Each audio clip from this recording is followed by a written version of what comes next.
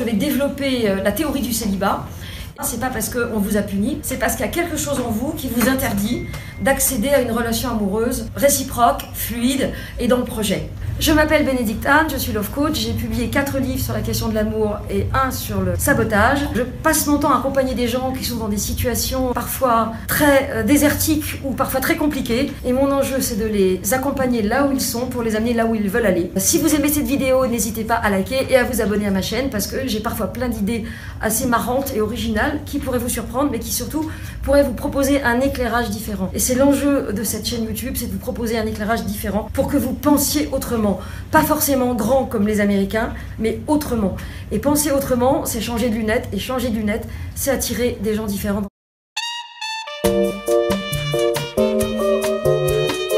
Donc, aujourd'hui, on essaie de savoir comment sortir du célibat. Donc, si je veux sortir du célibat, déjà, il faut que ce soit propre devant chez moi. Est-ce que j'ai encore vu mon ex, pire, coucher avec mon ex il y a moins de 6 mois? Ça veut dire que si vous l'avez vu, si vous y pensez encore, il y en a qui se marrent, donc il y en a qui sont concernés.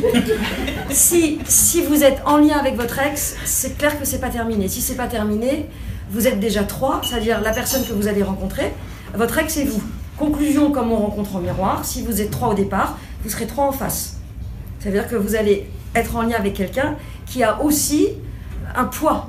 Alors soit il est encore amoureux de son ex, soit il est en couple avec son chien, son char à voile, son meilleur pote, ils vont boire à le dépôt tous les vendredis, peu importe. Finalement, ce qui compte, c'est que si vous n'êtes pas clair, vous allez rencontrer quelqu'un de pas clair. Donc je vous invite à nettoyer devant votre porte. Et je vous rappelle quand même qu'on n'est pas dans un conte de fées et que si le prince doit escalader des tas de petits talus, il l'a peut-être fait autrefois dans les contes de Perrault, mais aujourd'hui le prince, il n'en a rien à faire d'escalader, il veut sonner à la porte et qu'on lui ouvre. Donc vous avez bien compris que plus c'est compliqué, moins c'est attrayant.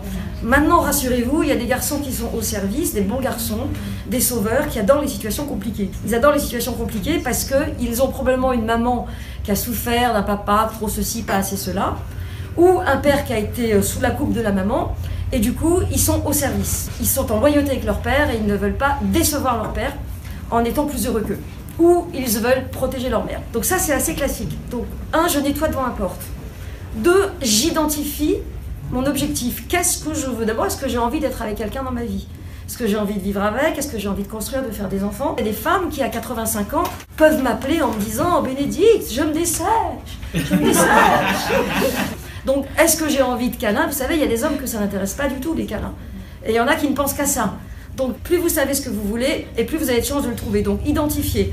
Si vous avez envie de construire, si vous avez envie d'une histoire, la dernière selon votre âge, ou la première selon votre âge. Si vous voulez des enfants, est-ce que l'autre il a des enfants, est-ce que ça vous dérange?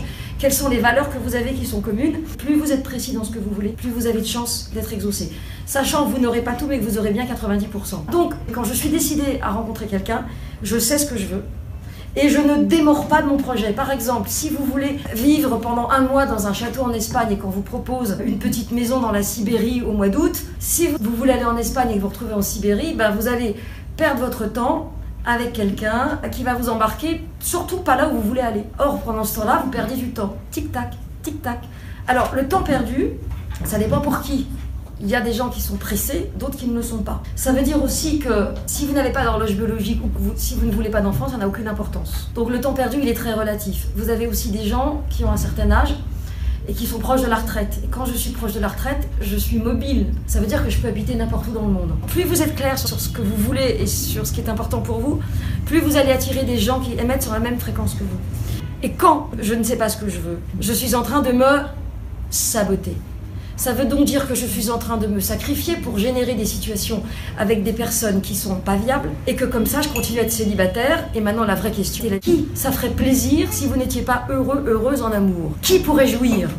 Est-ce que c'est l'arrière-grand-mère dans sa tombe qui va faire t'en as pas eu plus que moi?